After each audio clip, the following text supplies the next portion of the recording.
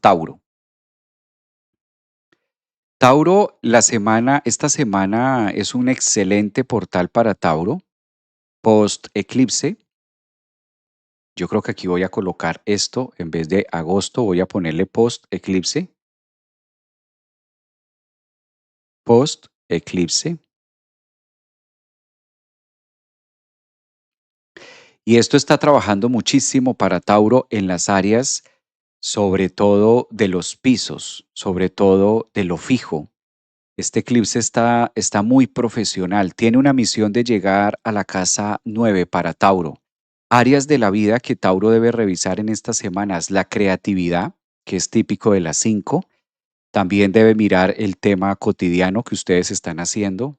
Yo no sé por qué siento con este mandala que la vida sigue diciéndole a Tauro que hay otras maneras de hacerlo, hay otras formas de hacerlo mejor, hay otras formas de actualizarse. Yo creo que no fue suficiente 7 años de Urano en Tauro, que ahora este Urano en la casa 2, que es la casa de ustedes, pues sigue insistiendo, sigue siendo como muy marcado que hay otras maneras, Tauro, de verlo.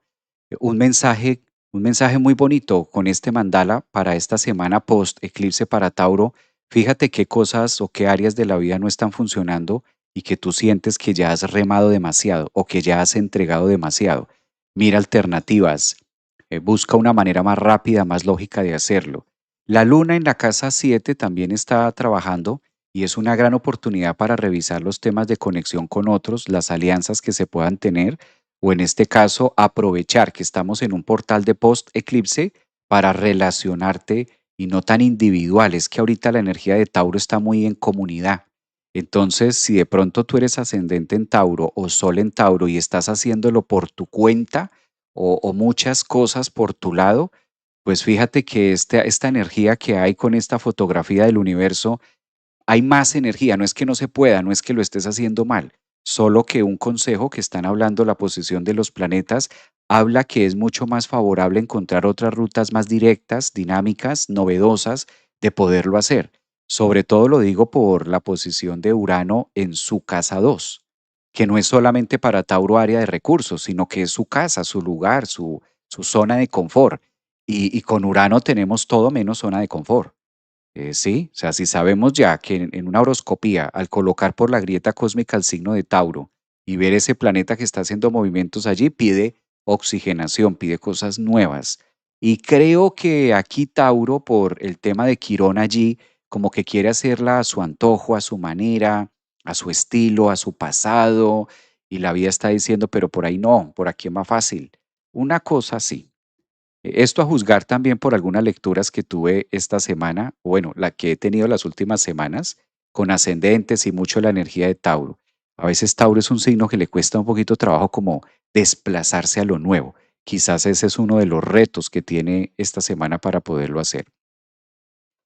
Claro, uno de los puntos más importantes que va a tener es lo que pueda adquirir al final de la semana en residuos, en soltar, porque yo lo que noto acá con este eclipse o esta energía de post eclipse es como el puente perfecto para dejar atrás como lo hacías antes y entregarte quizás a algo nuevo. Hay una palabra clave que es tecnología, Tauro. Tecnología, avances, mundo digital, ustedes son los que más les conviene estar en ese mundo, en ese tema, en todo lo que tenga que ver con las inteligencias artificiales, con lo nuevo que la vida está mostrando, y por ahí la vida va a quedar mucho más fácil. Punto clave que todavía se debe trabajar, la movilización, por lo menos de toda la energía que ustedes venían haciendo meses atrás. Es increíble cómo todo se le está moviendo a Tauro y pueda que pase mucho de que la celebración, ¿no? De que salió Urano de Tauro. Pues sí, salió Urano de Tauro, pues, pero se te metió a tu casa 2. O sea, se puso más profundo el tema. Entonces, valdría la pena como revisar eso. Yo creo que por ahí encuentran algo interesante. Dicen por aquí, soy Tauro, la revolución solar aplica, claro, aplica para la revolución solar también. Apenas vamos en Tauro, muy bien. Por ahí está, por ahí está. Creo que de esta manera ustedes lo pueden ya tener un poco mejor. Si hay Tauros, ¿Por qué a Tauro le cuesta tanto moverse? ¿Por qué? ¿Por qué prefiere quedarse en el mismo lugar? Cuando es más fácil, cuando es más fácil en otros sitios. ¿Qué hay que mover, maestro?